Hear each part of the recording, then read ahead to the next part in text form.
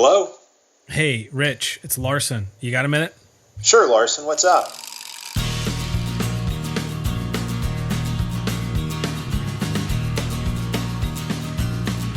Well, hello and welcome to the Got a Minute podcast. It's been a minute. It's me, Larson, and I'm joined by my co-host, Pastor Rich Lusk. What's up, man? Yeah, great to be with you. I feel like it's been a while since we've done this. I'm feeling rusty. I know. We don't have any good excuses, I don't think, probably. I mean, we both have a lot going on, but we say that every time. My church has gotten a new operations kind of manager, so he's offered to try to keep us, crack the whip and get us on a better schedule. So yeah, we need somebody to crack the whip for sure. Yeah, absolutely. Well, this week, our last podcast was you interviewing me, and it was kind of just like my life story, really. I think maybe the intention was to talk about how I ended up, in my church, and ended up, like what were the influences, and just kind of generally how I ended up where I'm at today. So, interestingly, I thought that was like sort of like a filler episode, because we didn't have any better ideas. And yeah, right. And I was expecting it to be, like most people to be like, yeah, that was kind of interesting. But I got more comments, I feel like, about that one than I have on a lot of them. And I think just people were genuinely intrigued to it added context to everything we do and say and talk about. So I feel like people were like, okay, now it all, like a lot of things kind of clicked into place. Like for instance, the fact that I didn't grow up Presbyterian, and sort of the direction I was going with my life and stuff before I ended up, finding sort of the CREC and all that stuff. So I think stuff like that just adds a lot of color and helps people get a better sense for why the church is the way it is and where it came from. So this week it's your turn, and so I'm the interviewer. So let's start with, I'm interested in just where the heck did you grow up? You're in the South, but you don't sound like a Southerner. So where did you grow up? Yeah, that's great. So my family did move around quite a bit growing up. So I lived in a lot of different places, as far south as Tallahassee, Florida, as far west as San Francisco, as far north as Montreal, Canada.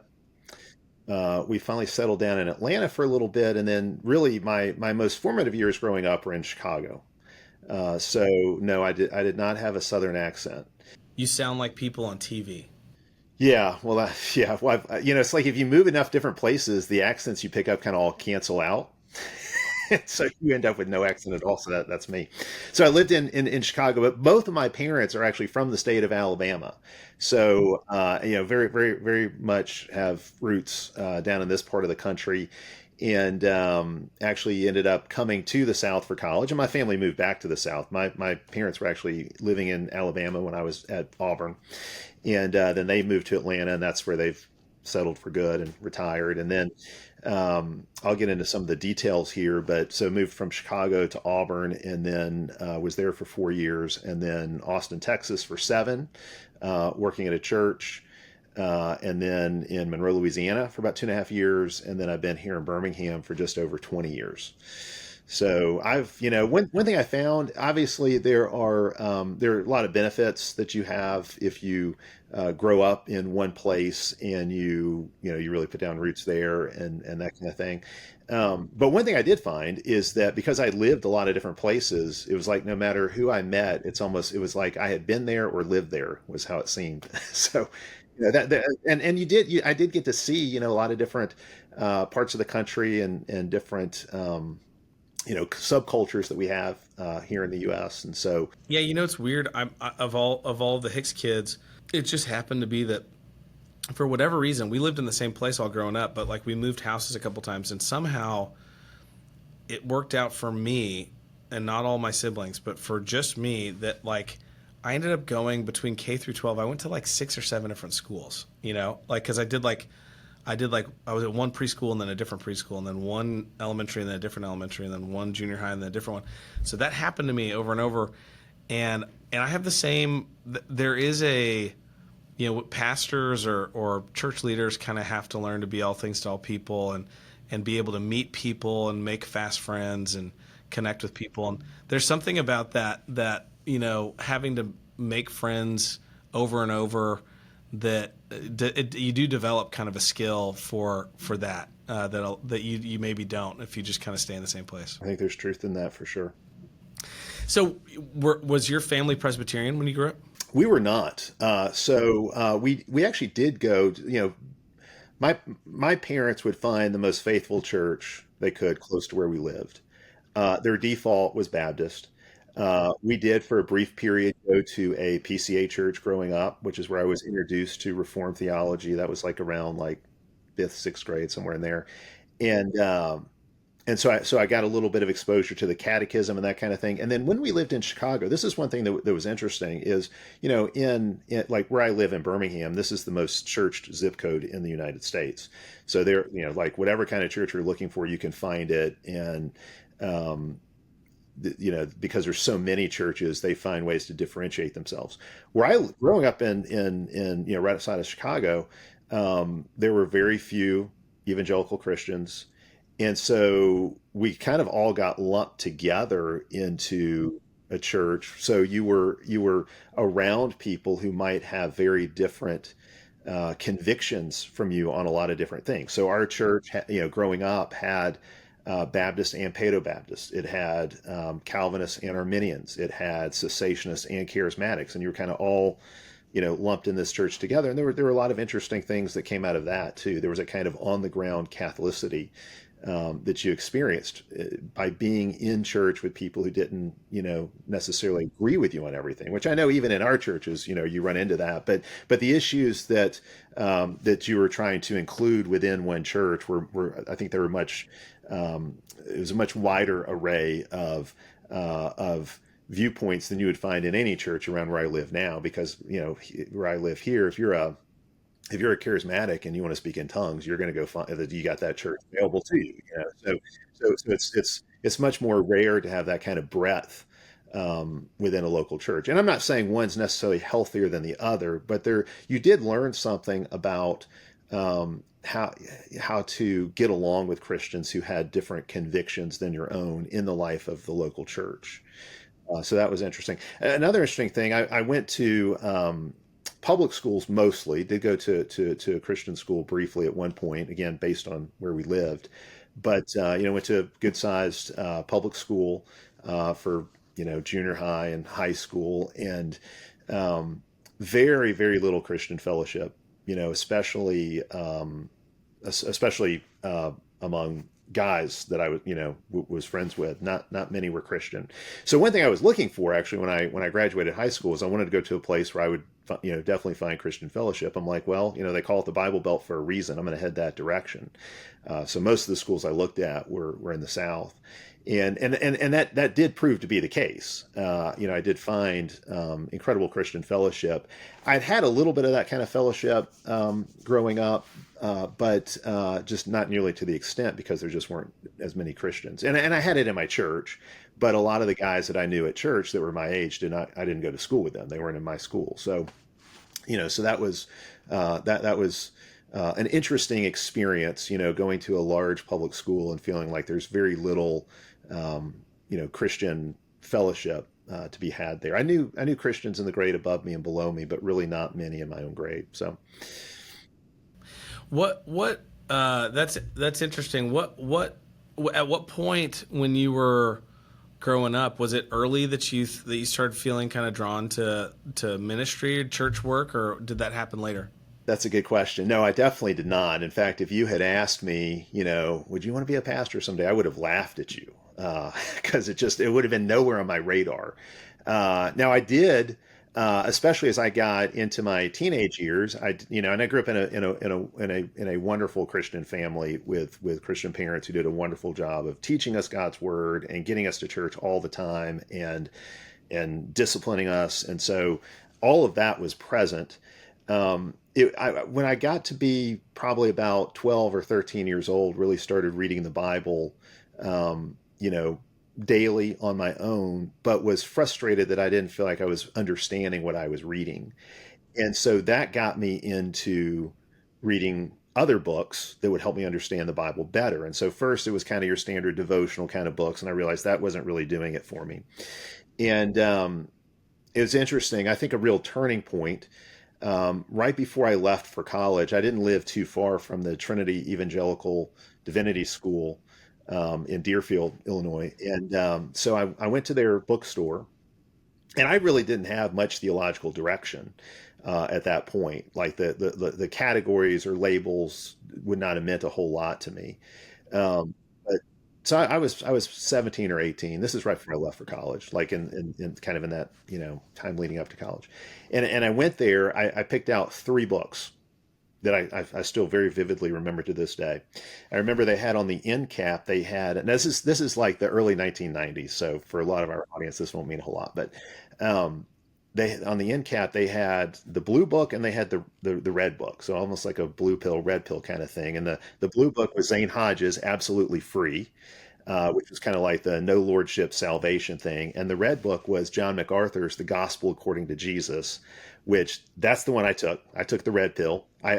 MacArthur was somebody I'd heard preach. If my parents listened to a preacher growing up, it was MacArthur, which is crazy to think that, like, he's been preaching up until, like, just recently.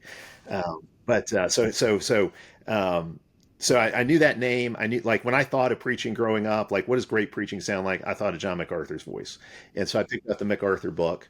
I picked up A.W. Pink's book, The Sovereignty of God. I had a little bit of exposure to Calvinism, but didn't really know what it was. It just sounded interesting to me, The Sovereignty of God. And then I picked up Dietrich Bonhoeffer's book, The Cost of Discipleship, because I'd heard my pastor use him as a sermon illustration. And I figured, well, if this guy was trying to assassinate Hitler, he might have something, interesting to say about discipleship. So those are the three books I picked up. You didn't get the Prayer of Jabez? I didn't get that was not out yet. I don't think that was out yet. Or if it was, I wasn't paying attention to that. So I picked up those three books, devoured them, read the footnotes. The MacArthur book taught me the importance of obedience.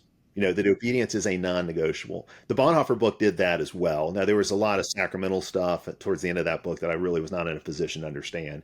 And then the Pink book, of course, just was a mind-blowing read, because I had not really thought through the issue of God's sovereignty in that kind of way. So I became a Calvinist, but I didn't really know I didn't really even know that was the label. I didn't understand the full extent of it. But that kind of set me off on reading, and one thing led to another at that point. And so I just continued reading. I'm like, this is great. I got involved in Reformed University Fellowship, which is the PCA's campus ministry at Auburn. Had a wonderful campus pastor, Paul Hahn, who did a great job of discipling me and bringing me along. He helped guide my reading, of course. I jumped from Pink to reading, Lorraine Bettner's big, thick, The Reformed Doctrine of Predestination, which then and that book was not only great because it further solidified my Calvinism, but also in that book, Bettner talks about the role that Calvinism played in the formation of America. So that got me really interested in that whole aspect of things, the impact of Calvinism on history and America's Christian founding, all of that. It also, one of the parts of that book that was most confusing to me was the postmillennial part of it. And so then I started to go down that rabbit trail too. I'm like, I've got to learn more about this whole idea that there's going to be more saved than lost, and that the world's growing more Christian. And that was, because my background was just kind of defaulted to dispensational premillennialism. That was a huge eye opener. And so I started to investigate that.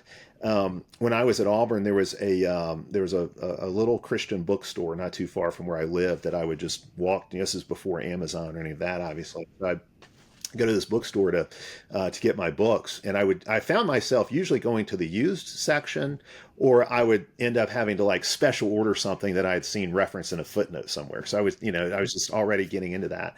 In fact, I've got one of the books here on my desk that I'll show you. This Jim Jordan's book, Through New Eyes. I picked this up when I was a college student, and I still remember, if you're watching this, you can see it looks like somebody kissed the edge of it, like it's got some lipstick there. It's kind of faded on the over the years, but I was like, Through New Eyes, developing a biblical view of the world. That sounds really interesting. I had no idea what it was. Was this when you were in your undergrad still? Yeah, I was probably like a sophomore in college. And you were getting your, according to ChatGPT, you were getting your BS in microbiology. That is correct. Yes, I was going to be a doctor. I was going to be a physician. So I picked up Three New Eyes. I started reading it. Inside of this book, I don't know, it's probably not here anymore, but there was a little card about you could basically get on all these newsletters. And it was like Gary North on economics and, Journal of Christian Reconstruction, all this kind of stuff. And so I did that. And so I went down that rabbit hole. Um, I somehow, and this may have also been, there may have also been some information about this there, but I heard about Biblical Horizons. I'm like, Jim Jordan, this book's amazing. I should actually tell you this. The first time I picked up this book and read it, I got like 50 pages into it. And this is too weird. Like, I can't handle it. Like, I can't understand this. So I put it aside and then came back to it like, 3 or 4 months later. And I'm like, I'm going to give this book another shot. And I got to the end of it and I was like, this is amazing. This really has given me a whole different way of seeing everything. And so at one point when I was still an undergrad, I called Biblical Horizons. I had no idea how big of an outfit this was. I called Biblical Horizons and Jim Jordan happened to answer the phone. I was like, this is amazing. I'm talking to the author of the book. I'm like, this is the most amazing book I've ever read. And here I'm talking to the author of it.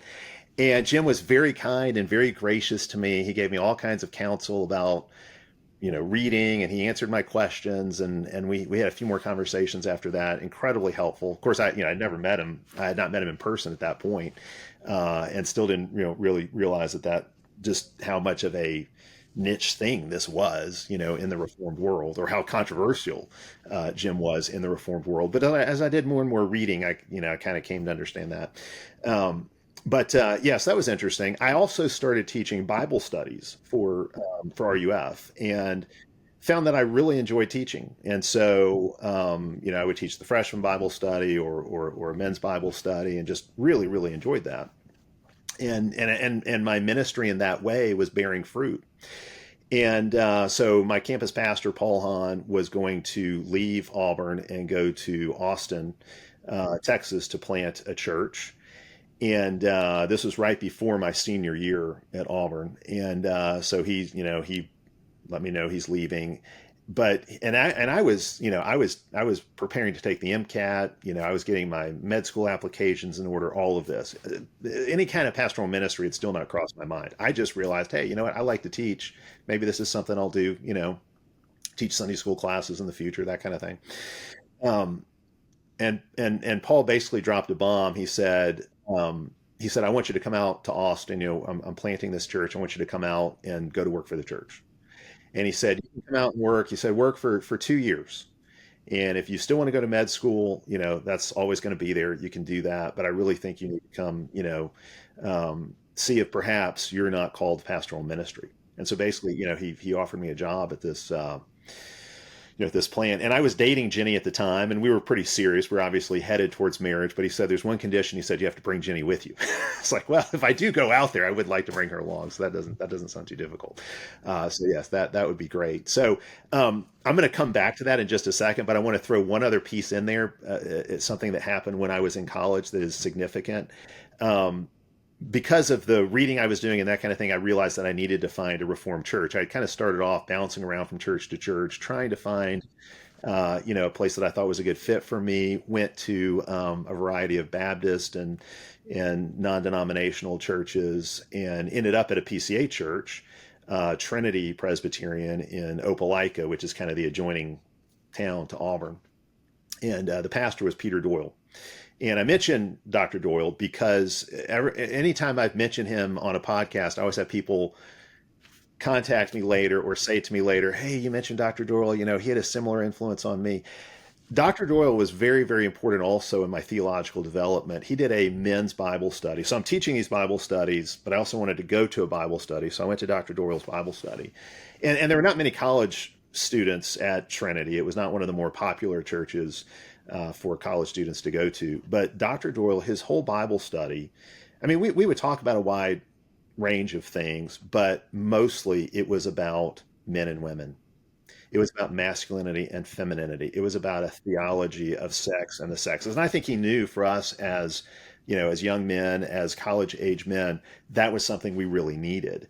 And that got me really interested in that whole aspect of things. He had us read through a book called Man and Woman in Christian Perspective, and it was by a German theologian. And my first thought was, you know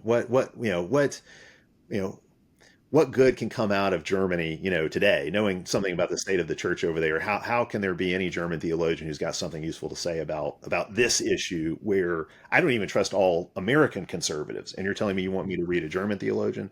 But that book was really, really remarkable, very formative for me, and that too kind of sent me down a pathway in terms of studying a theology of the sexes, intersexual dynamics, all of that. So that was another seed that was planted early on. And I had some good teaching on that kind of thing in general. And of course, had seen Christian marriage wonderfully modeled by my own parents. But this started to really give me a deep theological basis for that, and really understand what the Bible has to say about these things. So, Rich, how'd you end up at RUF? yeah, so that's another interesting thing. I was, even as I was bouncing around from church to church to try to find, where I thought would be the best fit for me, I bounced around from one campus ministry to another during a lot of my freshman year.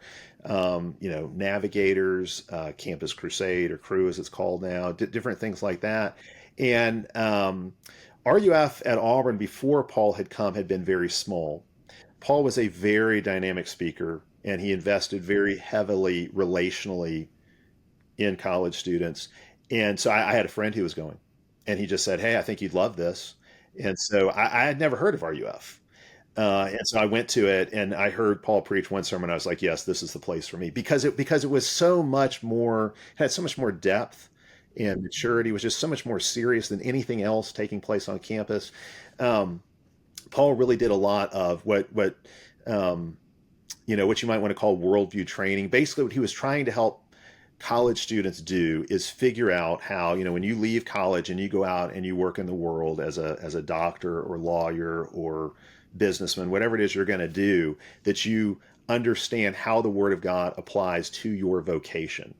Paul was very much out of that sort of Antillian, Kuyperian mold, and so he got me very interested in that. And that's really another piece that Paul added was the presuppositional apologetics, and that got me interested in philosophy. So that was another pathway I was going down, was really wanting to study Christian apologetics and the history of philosophy and that kind of thing. And so Paul was instrumental in that. When I left Auburn and moved to Austin, I went to work for Redeemer, which is a PCA church plant downtown Austin. Jenny went to work for Regents School of Austin. There's this new thing called classical Christian, the classical Christian school movement, and I'd gotten interested in that. And again, that was, I'm sure Paul's influence was instrumental in that too. So I was working at the church. Jenny was teaching at the school. She did that for a few years until we started having kids. And I knew pretty much right away after I went to work for the church that this is what I wanted to do. So for me, it was not, I grew up having this desire to be a pastor. It was, I was going to do something else. But I'm seeking to be useful to God in teaching these Bible studies, and wanting to have a ministry among other college students. And Paul saw that bearing fruit and said, "Hey, you know what?" And Paul did not really encourage many guys to pursue ministry. In fact, I would say probably more often than not, he tried to talk guys out of it. So when Paul, we used to kind of joke, Paul loves you and has a wonderful plan for your life. That's kind of, but it worked. I mean, it was true. I think he was right in what he perceived about me. And as soon as I went to work for the church in Austin, it was confirmed. This is where I need to be. Because you studied philosophy at UT, right? Yeah, so the plan had been to go to Austin for 2 years, and I'll say a couple interesting things about that church. One is we were called Redeemer because this was before Tim Keller was really popular, but Tim Keller had a lot of influence on the church plant. I mean, like a lot of our staff meetings were spent discussing Tim Keller papers, which eventually turned into books, years later. This is I graduated college in 1995 to kind of give you a sense of perspective. So the plant started in 94. We particularized, I want to say about the time I got there. I got there in July. I think we particularized that fall, if I remember correctly. And our church grew very rapidly. So it was interesting. Now in Birmingham, I live in the most churched zip code in North America, and there are PCA churches and other Reformed churches all over the city. But Austin was not that way. Austin had one PCA church out on the edge of town, which was like maybe 100 people. We were planting a church downtown. Our church grew to, I'd say, 500 plus almost overnight. I mean, about like you guys in Huntsville grew, but probably even more rapidly because there was such a big void there. There was such a hole, such a need. The city was so underchurched at that point, and we were liturgical. So one thing that was very formative to me in going to Redeemer was we were a liturgical church. The worship service looked a lot like a traditional Book of Common Prayer service. So there was a lot of Anglican influence on the worship. We sang hymns. So no praise band up front, traditional, classic traditional hymnody, and we had lengthy expositional sermons. And so, whereas a lot of, I think if you kind of survey the ecclesiastical landscape, a lot of times you have liturgical churches that they might have beautiful liturgy, but there's very little preaching. And then you have other churches that preach really well, but the liturgy is terrible. The worship service itself is terrible. It's very thin. We were trying to combine the best of both of those streams. Glorious liturgy with a lot of depth, a lot of beauty, with serious preaching that really engages with the text of Scripture. And I thought that was a wonderful combination, which still to this day, like if you ask me what is TPC, I would say that's us. We want to have beautiful liturgy and we want to have deep, full preaching. So combining sort of the evangelical stream with its emphasis on preaching with the liturgical stream with its emphasis on the sacraments. And there are a few other things that happened, and this goes back to when I was an undergrad. I had a friend who was a little bit older than me, and we started kind of reading a lot of books together. And he said, we're reading all these books about Luther and Calvin. Why don't we just read Luther and Calvin themselves? And that was like an aha moment for me. I'm like, oh wait, you know what? You can read those guys. Like, why don't we, that's a great idea. Why don't we do that? And so I started reading the Institutes. And one thing that happened when I read the Institutes is, I was tracking with everything up until I got to book 4. And then when I got to book 4, which is on the church and sacraments and civil government, that was revolutionary for me because I found Calvin talking about the church in ways that I didn't feel like American Christians, even American Presbyterians, didn't really talk about the church. He was definitely saying things about the sacraments that I was not hearing in the Reformed circles I was in. And so I started to wonder what has happened. Calvin's got this very, like Calvin uses language about sacramental efficacy that's very different from anything that I am hearing the pastors around me say. And that kind of sent me off on that as a research project. So in 1997 or so, I ended up writing a paper on the rationale for weekly communion and wine in communion. Because I believe, I came to the conviction, those were two things that we were not doing as a church that we should be doing. And they fit with who we are as a church, as a liturgical church in the Calvinist tradition. And so our church adopted those two positions. We made the shift to weekly communion. We started using wine in communion, and I tell you that got a lot of attention. I was not ordained. I'd gotten licensed by the South Texas Presbytery in 1996 because I just figured whatever I do for seminary, I will make this my home presbytery. And when I wrote that paper, and of course, people from our church kind of circulated it around to other churches, I started getting phone calls from pastors all over the country saying, "Hey, tell me about this." And I'm thinking, I'm in my early 20s. Like, I don't know that I should be the one that you're that you're looking to for guidance. But there were a number of churches that did make that shift, and I don't want to say that that it was solely because of that paper or because Redeemer chose to make those changes. But there was a window of time where it seemed like every church plant, at least west of the Mississippi in the PCA, started off with wine and weekly. And there's just a lot more openness to traditional worship forms. I served on our worship committee, so got to have a hand in that. And of course, we were reading, Keller in staff meetings, and I had my doubts about Keller, even then, because I could tell there were certain things about him that were problematic. There were things about his ministry I appreciated, and there were things that I thought were dangerous. And I thought the key was, for us as a church, and really for the PCA as a whole, was going to be to pick out the right parts of Keller and then reject the parts that needed to be rejected.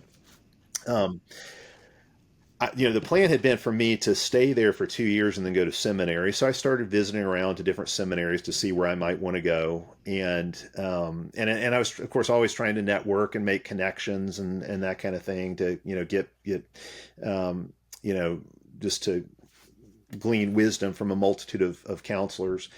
Um, my 2 years kind of flew by, and the session said, "Hey, why don't you stay a third year?"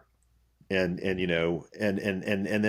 actually told me, they said, you can go off to seminary, and then we'll seek to hire you back on after you get your degree. And I liked the thought of that.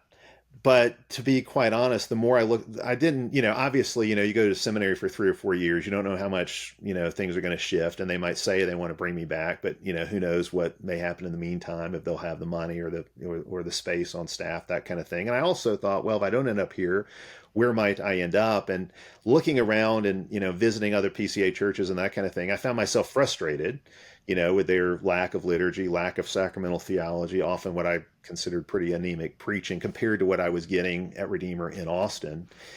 And so basically the session came to me during the course of that third year and said, "Hey, we would be willing to, uh, you know, there's an exception clause in the PCA Book of Church Order. You don't have to have an MDiv to be ordained. We love the ministry you're doing here. We'd love to have you stay. And, we don't know that seminary would be the best use of your time anyway. What if you go that route?" And again, I sought wisdom from a multitude of counselors. And basically what I came back to them with is, I said, I would love to stay here. Like, our family's putting down roots here. We love it here. I said, but what I would like to do is get another degree. I said, it doesn't have to be an MDiv, but I said, I would like to get another degree. And they said, "Well, figure out what you want to do, and we'll pay for it." And so that's when I ended up going to University of Texas to get a master's degree in philosophy. I was very interested in apologetics, very interested in philosophy, the history of philosophy. And so I thought, well, this would be a great place for me to go. I had another mentor who said that he really believed that the best thinkers were those who'd been trained philosophically. So I thought, well, that sounds good. I'll go that direction. So I did that, and my experience at Texas was in the graduate department was, I would say, was kind of mixed. It's not going to surprise anybody, but it's the largest philosophy department in the country, of course, because it's in Texas and everything's bigger in Texas. Um, but I did not find the best thinkers there necessarily. In fact, I was really kind of disappointed. I thought, oh, I'll go into, graduate level philosophy. We will be discussing the big questions of life. This is the perfect opportunity for me as a Christian. It's kind of the Mars Hill thing. It's like, I'm going to go on to this secular, very liberal university campus, and I want to engage there as a Christian and see what kind of difference I can make. Well, I mean, I did that in my papers and that kind of thing, but there was not as much opportunity for that kind of discussion as I was hoping. I think it was very beneficial. I stopped with a master's because I felt like I had exhausted what I was going to get out of it. I will mention a couple things about that experience that were really interesting. One was Dr. Lewis Mackey, who ended up being my thesis supervisor. And I might have stayed and done a PhD, except he got sick and ended up retiring, and that created the whole issue of who am I going to work with to do a PhD. I did my master's thesis on Anselm. Um, Even though that was the largest philosophy department in the country, I had to go outside of the department to find other readers, because there's kind of this big hole. Like, there was there was very little interest in medieval philosophy in the philosophy department, because the medieval period is Christian. So you got a lot with ancient, and you got a lot with modern and analytical and that kind of thing, but not much medieval. Um, but Dr. Mackey was very helpful. There was also a class I took that was very helpful with Dr. Jay Buchashevsky, who is probably I would consider him the leading Christian natural lawyer in the country, natural law advocate. And he, and his story is, kind of the classic. He was a Marxist, you know, he was a Marxist. He got tenured. He gets converted, and then as a Christian starts teaching Christianly, and now there's nothing they can do because he's tenured. But he was just brilliant. He and I had a lot of great conversations about natural law, about Aquinas, about Van Til, and that was very, very helpful too, just in terms of a kind of iron sharpening iron kind of thing. Finished up with my master's around 2000. When I was doing my master's, I was still working full time for the church, but I was not as involved in like I wasn't going to session meetings. I wasn't involved in staff meetings as much, that kind of thing. I was still doing a lot of teaching for the church, but I wasn't as involved in the sort of administrative side of things. When I finished graduate school and then kind of started to get reintegrated back into that administrative side of things, I realized that things had changed pretty dramatically, and our church had a lot of division. And I won't go into all the details of this, but eventually the church ended up. Publicly it was a plant. Internally, it felt like a split. We called it a splint, because it just. But I just realized there was not going to be a great landing place for me. I realized that Paul, who had brought me there, was going to be leaving. A lot of other staff was going to be leaving. I should mention one other influence there was Leonard Payton. And Payton's probably not he's probably not well known, but he was our chief musician, and he was a Lutheran, and he was even a Lutheran when he was working at a Presbyterian church. But he really introduced me to a lot of hymnody I did not know. He and I had a lot of conversations about Calvin and Luther and where they agree, where they disagree, that kind of thing. That was very helpful because I'd read a lot of Luther, but it was good to talk to a well-read Lutheran about a lot of those issues. But gave me an appreciation for certain aspects of liturgy and hymnody that I had not gotten, even with other things that I had read. So that was very helpful. But I decided it was time for us to leave. And so I decided, I'm going to look for a liturgical, sacramental, Reformed church somewhere in the South, since that's where our families are, and that's, if we're going to move, that's the direction we'd like to go. I had friends in other places in the PCA, like up in the Northeast. I mean, because of my high ecclesiology and sacramental theology, one thing that was interesting in the PCA is that the guys who were closest to me on a lot of the ecclesiological and sacramental issues were also more liberal or progressive on other issues.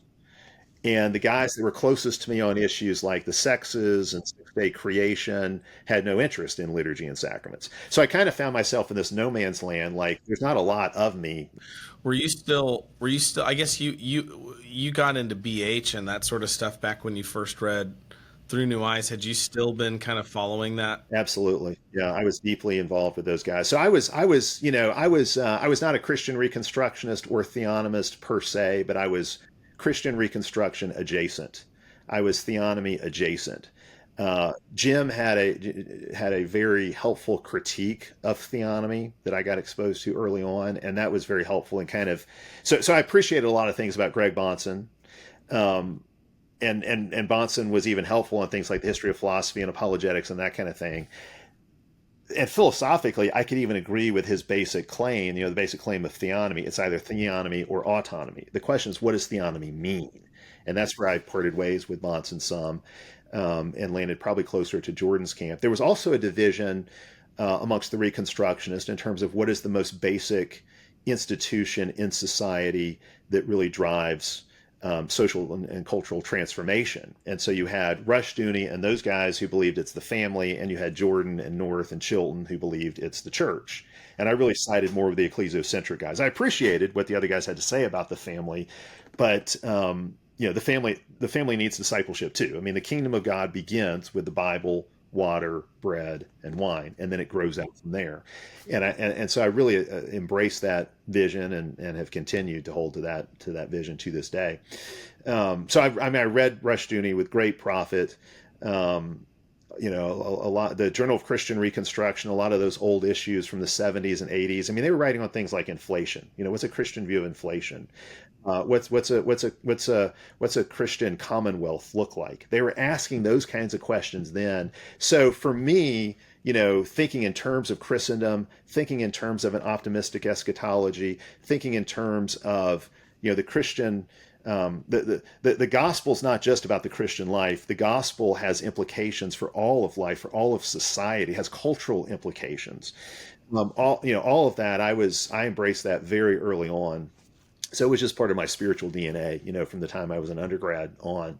I had really embraced all of that. So, I mean, in one sense, I look back now and I'm kind of surprised how little my theology has changed, in 25 plus years. I mean, obviously, I've grown and developed in all kinds of ways, but like all of the seeds were planted, in my late teens, early 20s, and then have just continued to grow. I've not had to make huge theological shifts later in life, which of course I'm appreciative of, and some people might say, well, you should have, but I've been confirmed more and more in where I've ended up the older I've gotten, and God was very gracious to me in planting those seeds early on, and just providentially leading the right books into my hands, so that a lot of those things I kind of took in early, and then I've had a lot of time to kind of just sit on them. And Well, so that's how that weird combination of conservative and liturgical, and your need to kind of find something outside of Austin. Is that it's really kind of late 2001 when I decided that I would need to move on from Redeemer, which was a very hard decision, because when I had decided to not go to seminary, we really thought, oh, we'll just live out the rest of our days. We'll live our whole lives here in Austin. We put down roots. We had great friends. It was a wonderful situation, but we had a lot of, just things in the Austin economy were difficult. Things at church were difficult. Lots of people were moving away. And with the split, slash plant going on, I just decided it was time to move on. So I'm looking for a liturgical, sacramental, conservative church in the Southeast, and I couldn't find anything that I felt like was a good fit. I had heard of Steve Wilkins because we kind of moved in the same circles, but I had never met Steve Wilkins. I had heard that Auburn Avenue Presbyterian Church in Monroe, Louisiana might be a good place to go, based on what I was looking for. And so I just reached out and wrote Steve a note and introduced myself to him and just told him some about myself and all of that. And he got back to me and he said, I'd love to meet you sometime. It sounds like, you're very much on the same page that we are here, but we're not looking for anybody right now. And I wasn't in a rush to leave, but I wanted to kind of see what was out there. Well, a couple months later, he wrote me back and said, hey, we had a session meeting last night, and our session decided we would like to have an assistant pastor here. Are you still interested? I said, yeah, I actually would be. And so this leads into early 2002. Steve and I are talking, and I make a visit out there. They actually held a conference there in January of 2002 called the Federal Vision, which was interesting.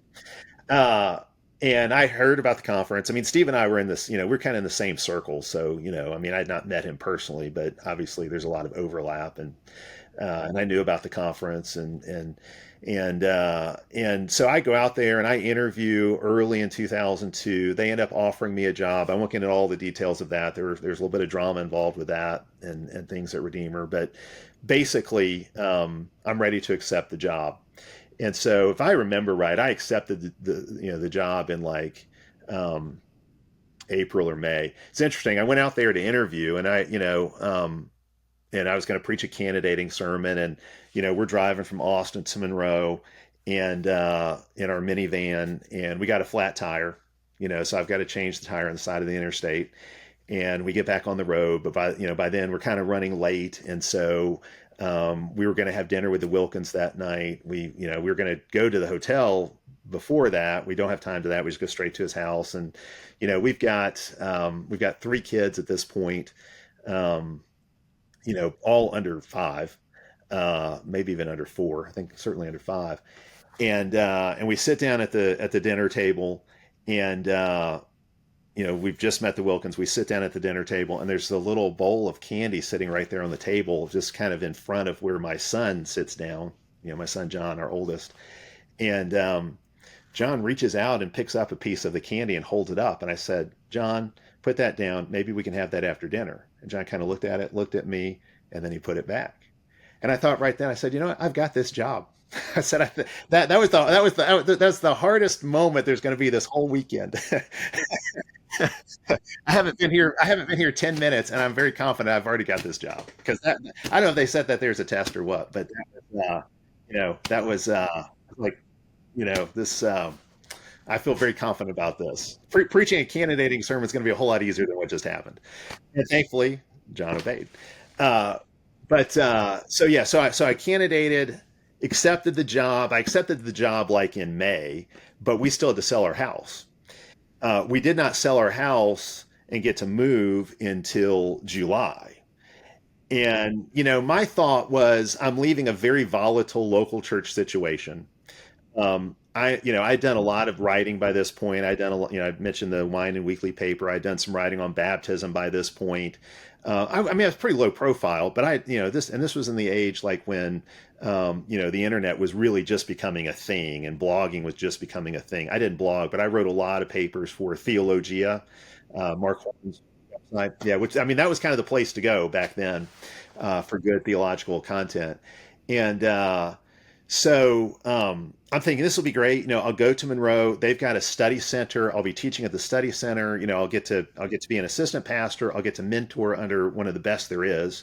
I will get to carry on my studies. That's something that they were interested in. Like when, in the whole interviewing and hiring process, they understood that I've got kind of this scholarly interest and I want to continue on with that. And they were very favorable to that. So I'm like, this is great. I will get to go to this small town, very quiet place to go and carry on my studies and writing, and who knows, maybe write a few books while I'm there, that kind of thing. Well, in the months between accepting the job and moving to Monroe, so over the course of that summer 2002, is when the federal vision controversy started. It was the summer.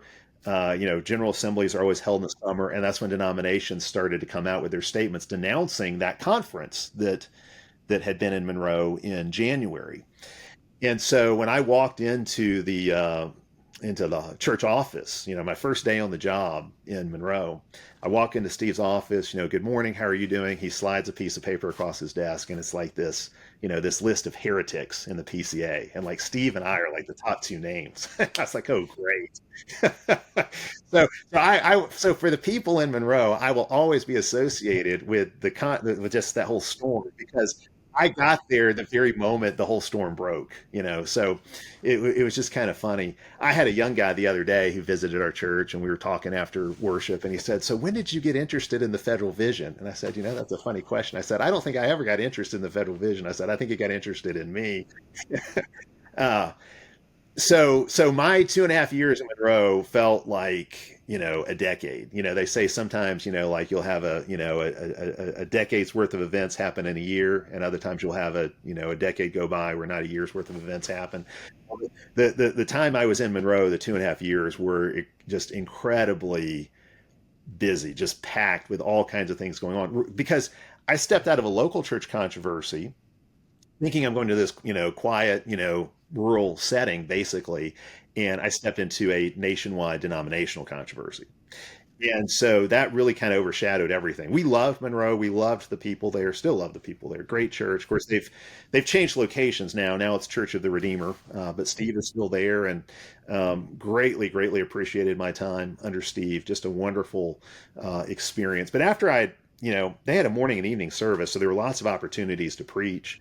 And that was really kind of my question is, I said, I know I love teaching, and I could try to go off and do something in an academic setting, but I really feel like the church is where the action is, and the church is where God wants me. But I need to know, I need to refine my preaching before I go become, a senior pastor, solo pastor of a church on my own. And so Auburn Avenue gave me that opportunity. I did lots of preaching when I was there, and I wasn't really looking to leave. We really liked it there. We were settled there, but because I mean, obviously you have a lot of churches that when they need to fill their pastoral position, they will go looking at other churches that have assistant pastors or associate pastors. I got a lot of, invitations to candidate different places, and most of them I was not interested in. But I got one from Birmingham, and Steve is actually from Alabama. And one of the things that made my time interesting there is that I'm an Auburn grad, he's an Alabama grad, um, but we managed to get along. But when I got that, when the church in Birmingham reached out, they actually reached out to Steve before they reached out to me and just said, "Hey, we're looking to fill this position. Do you know of anybody?" And Steve said, "I think you should do this." He said, "I think we need a church like when you would pastor over there." And at this point, I mean, obviously the federal vision controversy. Which, let me say a few things about that. I think the federal vision controversy. It's very common for anyone who is criticized to say, "Well, my critics don't understand me." Okay, well, and there's a lot of that with the federal vision controversy. I think a lot of people, including denominations that produce study reports on this, simply didn't understand what was being said. I think that's, I think I can say that in all honesty. I also think there's just an honest disagreement, in some cases. But I would say two things. One, a lot of what came under the heading of federal vision, that's not like we didn't set out to call ourselves federal visionists. That's just the label that got applied because that was the name of that conference. But so a lot of it was about recovering things that had been lost. I talked about how when I read book 4 of Calvin's Institutes, I found Calvin saying things about the sacraments that I didn't hear Reformed pastors saying. In fact, I heard Reformed pastors denying, and I'm like, this is just, how can we call ourselves Calvinists? And yet we're denying what Calvin says about baptism. I had memorized the Shorter Catechism. How do the sacraments become effectual means of salvation is one of the questions in the Shorter Catechism. That presupposes that they are effectual means of salvation. And we can qualify that, nuance that. The answer, I think, is wonderful that the Catechism gives. But there's no question they are effectual means of salvation. And so I think some of this was the fact that you had a lot of Reformed pastors, Calvinistic pastors, who had really lost touch with certain aspects of their own tradition. So I think that's part of it. When I was in the South Texas Presbytery, there was a pastor in the South Texas Presbytery that anytime there was a candidate for licensure or for ordination, he would actually ask that question. And he'd usually have his copy of the Westminster Standards open as he reads the question: how did the sacraments become effectual means of salvation? And time after time after time, the man up there being examined for licensure or for ordination would basically say, well, they're not really means of salvation. They're more like signs, or they're symbols, or something like that. And of course, the pastor who asked this question would say, well, I just asked you a question out of the Westminster Shorter Catechism. Let me tell you how they answered it. And then he would say, look, you're about to swear an oath of loyalty to uphold this document. You need to know what it means. And then that would be it. And what frustrated me about that was that these guys would give a completely wrong answer on the sacraments and get ordained anyway. So it kind of perpetuates the problem. So I've done most of my writing, like on baptism, was really of a historical nature. It was really more about recovering what's been lost than saying something new. Now, there are some guys who are saying some new things that I think were incredibly helpful. Peter Leithart, Jim Jordan, guys like that. And I think they did break new ground that I think is really significant. But they were on that same trajectory. So its newness was not contradicting the tradition. It was building upon the best of the Reformed tradition. So, that was one aspect of the controversy. The other thing is, in any of these controversies, it's very easy for them to stop being about the issues themselves and become about the politics and the personalities involved. I think the single biggest issue, some people say, well, was it really about the new perspective on Paul and tinkering with the doctrine of justification? And I don't think that was it, because I think I can say all of us involved in the federal vision controversy do believe in justification by faith alone. We might articulate certain aspects of that differently than some people, than others would, but we're definitely committed to justification by faith alone. And we might also put a bigger emphasis on the necessity of obedience flowing out of the new life we've been given, works flowing out of of the faith we've been given. And of course, we were willing to talk about a final judgment according to works, which that's a doctrine that's just kind of fallen by the wayside. But again, it's there in the historic Reformed tradition. But I really don't think I don't think the federal vision controversy was was mainly about that. I think it was mainly about paedo communion. Certainly here in the Deep South, that's what it was about. It was about granting baptized children access to the table. And when I was in the PCA, we never practiced paedo communion. I took a paedo communion exception when I was licensed in 1996. Okay, I took that exception again when I was ordained in the PCA. Relatively non-controversial. Okay, in the 90s to do that, but um, by about 2004 or so, paedo communion was very controversial, especially in the southern churches of the PCA. And I don't know if that's because it kind of challenges a sort of built-in revivalism. I don't know if it's because if you do paedo communion, it means you have to have kids in worship, and some people don't, some churches don't want kids in worship. They want to do a children's church kind of thing. I don't know if it's because it's got implications for parenting. There's a lot of different ways you could ask the question, why is this so controversial? But when I was in the PCA, we never practiced it. Now, I did get my kids in the PCA to the table very, very young. I mean, my son John was examined by elders and brought to the table at 2.5 years old because he could, do you love Jesus? Do you trust Jesus? Are you a sinner? Yes, yes, yes. Um, so, um, so I think that was really the biggest issue with the federal vision was paedo communion. And so when I was talking to this church in Birmingham, they were a PCA church at the time. It was Reformed Heritage Presbyterian Church, and they were a very small church, a struggling church. They had been without a pastor for a long time, and I won't go into all the details of that. But basically, I told them early on in the process. I said, look, I mean, I'd love to come to Birmingham. My mom grew up in Birmingham. I've got a grandmother in Birmingham. I feel a connection with Birmingham. I think your church would be a great fit for me, but I don't think I'm going to be able to get into the presbytery. And they're like, let's just try it. And I was like, all right, let's try it. So I did. I kind of went through that process as far as they would allow me. I met with a committee from the presbytery, and we had a long conversation, basically examination, a transfer examination. Usually transfer examinations, because I was already ordained in the PCA. Usually transfer examinations are very short, very simple. There's not a whole lot to them. Mine was very extensive. And it was mostly about paedo communion, mostly about the faith of infants, the covenant status of infants, all of that.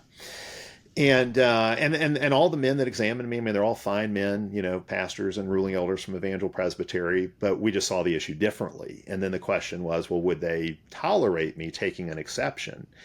And the committee's decision on that was no, they won't. And so at that point, the church that wanted to call me as pastor here in Birmingham basically had to decide: do we try to push ahead anyway and go to go to the floor of presbytery without a recommendation from the committee? Do we try to make that work, knowing that's got zero chance, or do we just decide, you know what, the PCA is a great place, but it's not for us? And that's what they decided to do. They decided to pull out of the PCA. They actually asked me afterwards. They said, if we left the PCA and looked for a better fit as a denominational home, and reissued you a call as pastor, would you still want to come? And I was like, oh yes, absolutely. I said, I don't think I've got much of a future in the PCA either, if I were going to try to, find a church somewhere else. And so that's what they did. They reissued the call. I came to Birmingham, and we started looking for a denominational home. I knew that the Series C was probably going to be the best fit, but we looked at some other options as well. But we started that process of moving into the Series C. I think the church had, I think my first Sunday here, we had like 40 something people. And our growth was very, very slow. It was very slow, for several years. I think we maybe went from, 40 something to maybe 80 that first year. But it was just slow. But God was very gracious to us. We were able to kind of get our feet underneath us, get stabilized financially, which, that took a bit of doing. We changed the name from Reformed Heritage Presbyterian Church to Trinity Presbyterian Church. we were renting from a Baptist church my first several years here, but then in 2009 we ended up we'd kind of outgrown that, or at least worn out our welcome. And so we ended up buying a church building in Cahaba Heights in 2009. We stayed there for about 10 years until we outgrew that, and then moved further out to Hoover, where we are now, which has been a great place for us to be. But yeah, God's been very gracious. I mean, it was a tumultuous first few years, kind of a rocky first few years here, as we were just trying to get, again, coming into in a lot of ways, I treated the church here, even though it did exist.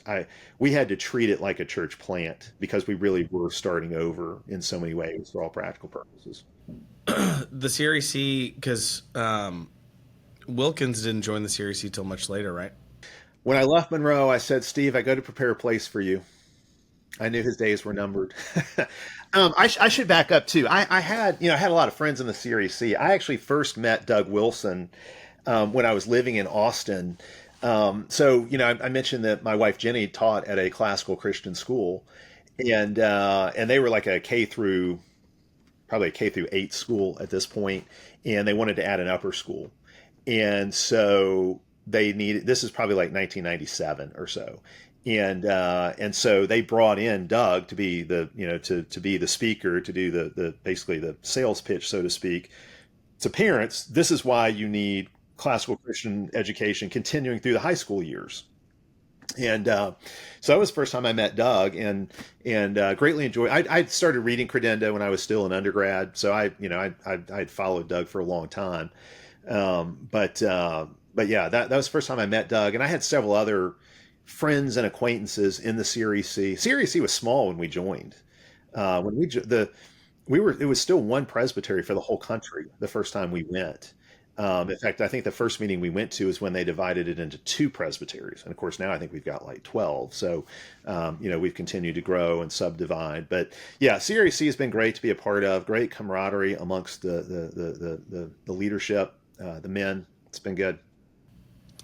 Yeah, we talked a little bit before we started about kind of Reconquista and that whole movement in the PCUSA, but it's interesting how, I think there's a lot of value that people want to put in institutions, and I think institutions matter and are valuable and important for culture, but I think there's a cart before the horse, kind of conversation that needs to happen, or evaluation that needs to be made at all times, with respect to institutions, because they're, I just started reading Peter Leithart's book about Eugen Rosenstock QC, and his, I actually took Peter's elective on him, and when I was in college, but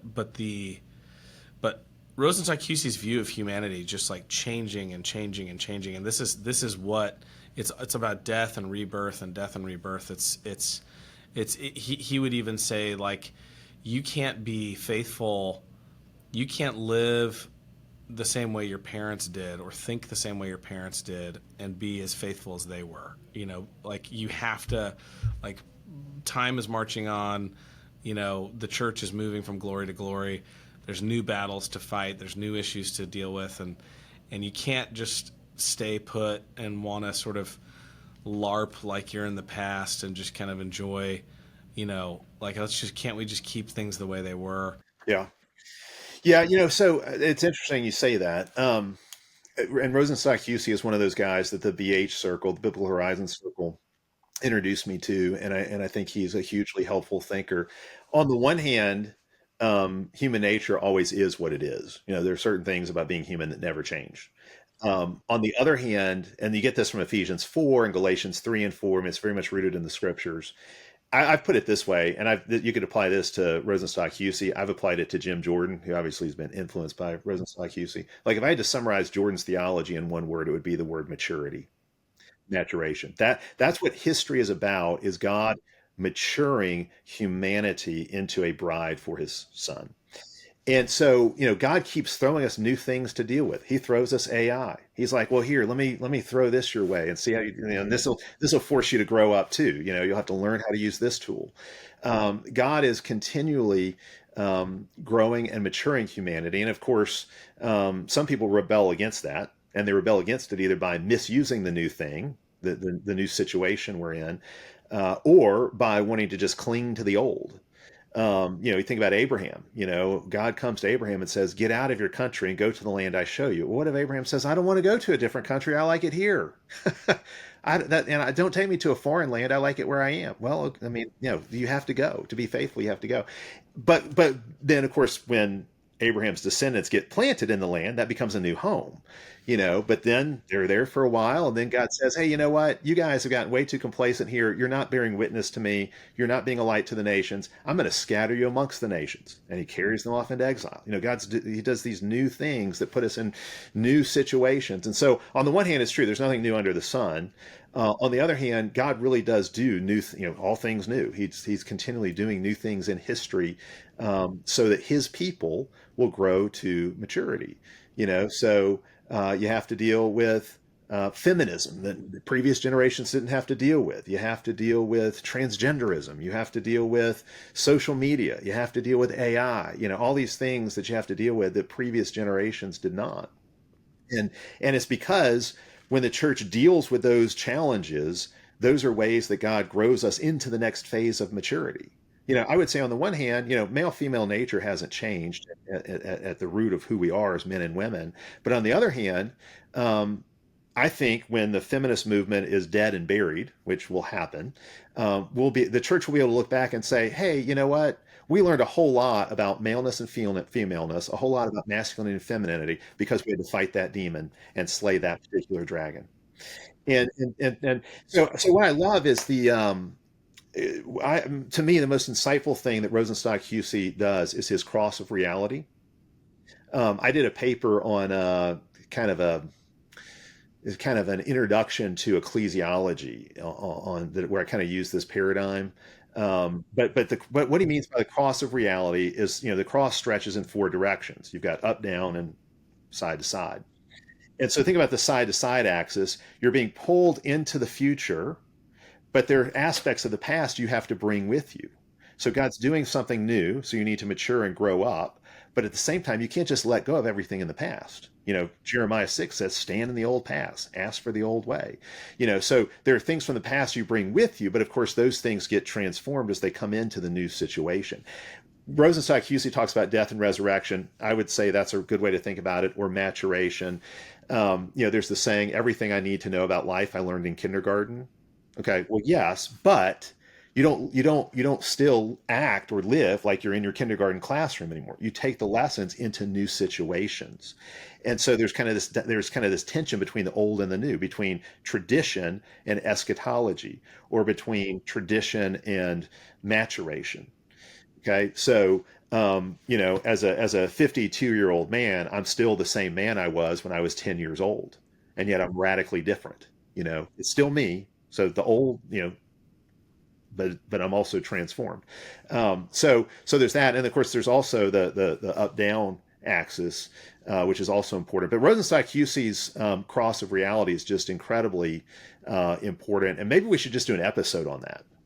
I looked at the clock, Rose. We're kind of running out of time, or else I would talk about it more. But I think it's I'll just, for the sake of completeness, Rosenstock Hussey talks about the in group and out group. And so you've got community and you've got mission. Like if you're thinking about this in church terms, so you've got tradition and maturation. So moving into the new thing while preserving what was good about the old. That's necessary. But then the other axis is in group, out group. And the church has a mission to reach outsiders, okay, and bring people in. And the church also has a calling to cultivate community and strengthen the bonds amongst those who are already here. And it's interesting, churches will tend to err by losing the tension that ought to exist between these different poles on the cross. So you totally jettison tradition and you try to invent a whole new way of worship, and that's a disaster. Where you totally jettison traditional theology, you try to invent a whole new theology, that's a disaster. But if you just camp out on the old and say, we're not going to learn anything new, okay, that's also a disaster. There's a cowardice in that. And it's the same thing with the in group and out group. If you're a church that we're not going to do discipleship, we want to do everything about this church is focused on reaching outsiders. Okay, well then the thing is, you might get people in the door, but they're never going to grow. On the other hand, you also have churches who try to batten down the hatches and say, we don't want any new people coming in here because they drag in mud and dirt from the world, and we just don't want to deal with those kind of problems. Like we like the community we have. We like things just the way they are. And well, that church is going to die. Okay, a church with no problems is a problem church. You should have problems that come with growth, problems that come with immature people coming into your body because you've reached them with the gospel, that kind of thing. So I think all of our issues in philosophy of ministry and in politics, even the whole Christian nationalism debate, so much of it could be resolved, I think, with a proper understanding of the cross of reality. With Christian nationalism, you got some people who want to camp out in the past and say, hey, you know what? The 16th century reformers had it all figured out. That's all. Everything we need is there. And you've got other people who say, no, the world's a totally different place. We can't learn anything from that. We've got to figure it out for ourselves. And the reality is, no, you need the wisdom of tradition, but you also need to deal with the fact that the world has changed. And so we can't just try to recreate the past or repristinate a past age. So the cross of reality is super, super helpful. And that's been one of my guiding lights throughout my pastoral ministry for sure. It's it kind of came up here at the end of our conversation about your journey, but I think it's relevant because I think both you and I have very similar philosophies, and our stories, I think, both reflect a spiritual journey that started somewhere very different and ended up somewhere very different, even if it happened, I think for both of us at a relatively young age. It was a journey, but I think it's a journey that neither of us have forgotten, and it's actually a journey we're really thankful for, and want to bring others along, that same journey as well. And I think we're both, before we started recording, we were excited about these interesting connections that the Lord is pulling together completely outside of our institution, and that's just thrilling and exciting, and something that we're excited about. I don't think that when on the last day, the CREC is going to be a faint memory of a little blip on the radar of history, and the same goes for the PCA and the PCUSA and even the Roman Catholic Church. I think we're in the early days of the church, and these things are all little moments of the church maturing, little episodes of the church working through different things, and out comes the OPC, and out comes the PCA, and out comes the CREC. At some point for the church to enter into the next phase for maturation, a lot of these old denominational loyalties are going to have to die. Now, that doesn't mean we give up on everything that they had good about them. We bring what was good with us into the new age, the new era, the new epoch, whatever God does next. But we should not assume that these institutions are just going to exist forever. That's typically not the way God works. They're important while they do exist, and they're worth investing in and building. And that's how God. We won't, that's part of maturation too. We've got to be careful. It's just like when your kids grow up and then get married. There's a sense in which their old tie to you dies because they're forming a new tie. The old bond dies. Now it still exists in some way. I'm still their dad, but there's a new bond that's formed. So there's a leaving and a cleaving that takes place, and of course there's people that don't like that, and they don't want to let go of their kids. But you have to let go of your kids for your kids to grow into maturity, and so you still have a relationship with them, but it's transformed because they're in a new phase of life, and so you're in a new phase of life too. Well, it was really fun, Rich, to learn about your journey and your influences and how you ended up where you're at. You gave a lot of Paul Hahn and James Jordan Steve Wilkins, you kind of gave a lot of hat tips to a lot of the different folks that have been influential to you along the way. Well, sir, great time with you today, and I'm looking forward to. It sounds like we've got a handful of different episodes already that we need to have. I think we need to do one about Rosenstock QC. That's it's one of my favorite topics. I bring up Rosenstock QC. I don't know how it is that he finds his way into my conversation so frequently, but he seems to just keep coming back. That's one thing I've appreciated about the circles I've been in that are very just intellectually fertile. Is there's a willingness to. I mean, obviously, there's a great appreciation for tradition and the history of the church, but there's also a real appreciation and our own particular Reformed tradition, but a real openness to learning from other traditions. So it was Jordan who introduced me to Rosenstock QC, who is not really part of the Reformed tradition for sure. I don't know what kind of Christian he was exactly. I don't remember, but um, Schmemann, Alexander Schmemann, who is in the Eastern Orthodox tradition, and obviously a lot of disagreements with him, but he's got a lot of really insightful things to say. Or Rene Girard, who can really say what kind of Christian he was, but also very interesting insights that are really, really helpful. So, all truth is God's truth. And but, we got to test everything according to the standard of God's word and then hold fast to that which is good. So this is great, Larson. Thank you very much. Thanks for this and kind of podcast memoirs, I guess, now for both of us. So We got them on the books, so now everyone knows us. So there's no excuse. I think I told you this on my last our last episode that my son has a friend in college and he mentioned his dad's podcast and he was like, which one's that? And he goes, got him in. She said, oh, you mean that's Rich Lusk podcast, isn't it? I am but a guest. Well, all right, man. Hey, have a good rest of your day, and we'll see you guys next time on the podcast.